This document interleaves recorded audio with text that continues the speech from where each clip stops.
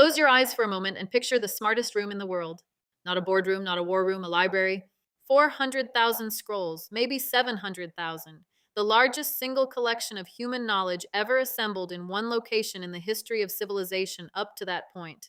Mathematics from Babylon, astronomy from Egypt and Greece, medicine from India and Persia, philosophy from Athens, engineering from Alexandria itself, all of it in one building. All of it accessible to the scholars who worked there on royal stipend, supported by the state, freed from the economic pressures of ordinary life, so they could dedicate themselves entirely to the work of understanding the world. This was the Library of Alexandria. And at the peak of its intellectual activity, the ruler who funded it, protected it, and worked within it was Cleopatra VII, not as a patron who cut the checks and stayed out of the way, as a participant.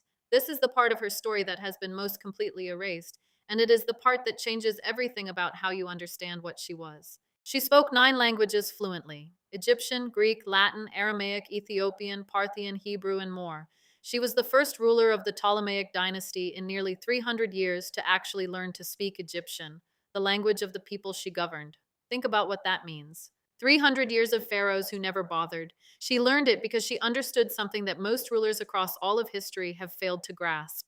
Real power requires the ability to make the people you govern feel that you belong to them. Language was her first instrument of that belonging, but language was only the beginning.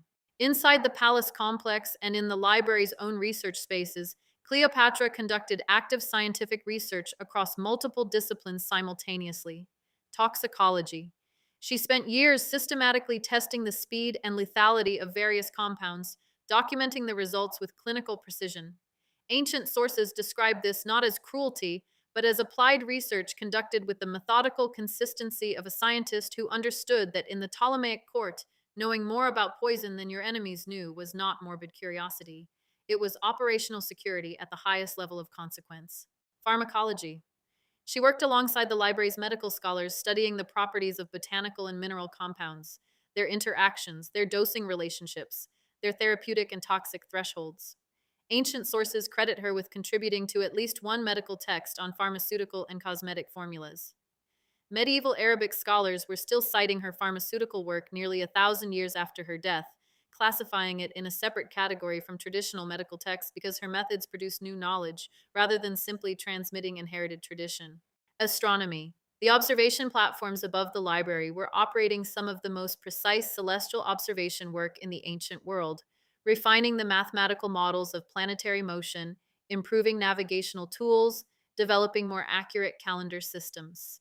Cleopatra engaged with this work because she understood its practical connections to the agricultural calendar that governed Egypt's grain production, the most strategically critical output of her entire economic system. Economics and logistics. She personally reviewed grain yield reports, irrigation engineering assessments, trade route manifests, and naval construction cost summaries at a level of technical detail that most ancient rulers delegated entirely to subordinates. A ruler who understands her own numbers cannot be misled by advisors who control the summary she receives. She read the primary documents because that was the only way to know what the primary documents actually said. Linguistics. The ability to conduct diplomatic audiences in the native language of every significant trading partner and military rival she dealt with gave her an informational advantage that no briefing document could replicate. She heard what foreign delegations said to each other in the moments when they believed they were not understood. She processed complex treaty language at native speed rather than through translation delay. She calibrated her responses in real time to nuances of meaning that only a native speaker of the language being used would register. All of this together adds up to something that the ancient world had not seen before and has not clearly seen since. A ruler who systematically closed every informational gap between herself and the people whose specialized knowledge could have been used to manipulate her. Most ancient monarchs governed through the advice of experts whose recommendations they could not independently evaluate. Cleopatra built direct working competence across every discipline that mattered to her governance and her survival. That is not genius in the abstract sense. That is genius applied with complete deliberate intention to the specific problem of governing one of the ancient world's most complex states in the most dangerous political environment on earth. Rome spent 2,000 years making sure you would remember the eyeliner. What they did not want you to remember is this. The woman who nearly broke Rome's grip on the Mediterranean was not primarily a romantic figure or a political seductress. She was the most comprehensively educated ruler the ancient world produced, and she used every piece of that education every single day.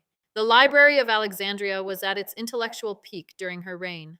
When it began its long decline after her death, it was not simply a building that lost funding. It was the end of the only moment in ancient history when the full breadth of human knowledge across multiple civilizations had been assembled in one place and was actively producing new understanding through their synthesis.